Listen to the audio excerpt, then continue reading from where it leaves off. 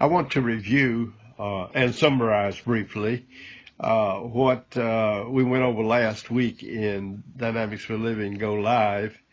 There were so many good things that came out of it. I just felt like it needed a better treatment than the 12 or 13 minutes or so that I was on live with it. So here I'm going with this. And we talked about unexpected exposure. It was the first lesson in this new series, The Practical Spirit. And the first point that came out of it was that you don't have a choice when this happens to you. This unexpected exposure, by the way, is like something happens to you and you just didn't expect it to happen. You're embarrassed. You feel that people are perhaps talking about you. You feel like you're under persecution. In the worst case, it could really be coming before legal authority. That's the setting in which Jesus spoke about it. But it could be anything that happens to you that's unexpected like that, and just puts you on a spot. So we call it unexpected exposure.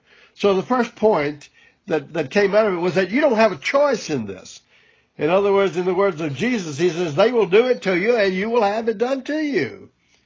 And then the second point that we made was that it's bigger than just you.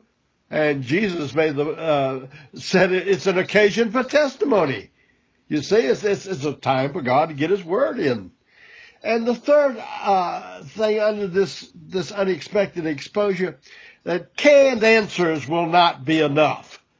And therefore, Jesus said not to meditate beforehand. You see, you just won't be able to do it. It won't be effective, so there's no point in wasting your time on it.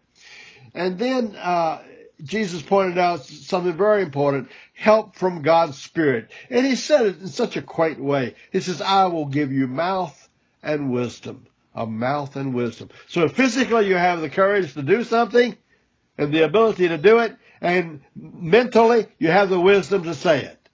So the fifth item that we looked at in that message, betrayal and death and hatred are key words. And the whole idea is that it happens Jesus said, for my name's sake. You say, well, I haven't done anything for God today. Well, maybe it doesn't sound churchy, maybe it doesn't sound biblical.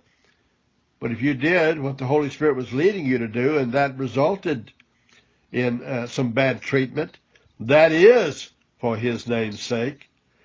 The sixth item that we looked at, your identity with God is permanent. And Jesus said it in such a sweet way, not a hair of your head shall be lost. And we reminded you that Jesus said the hairs of your head are numbered, even the hairs of your head. And the last item under that was that patience in the presence is something we had to learn to practice. We had to be patient. And Jesus said, by this you'll possess your souls. In other words, together with the Holy Spirit's help. In a sense, you and the Holy Spirit will be in charge, not those people who are accusing you and making you feel bad. Well, that's about it for this summary. We'll do this again sometime.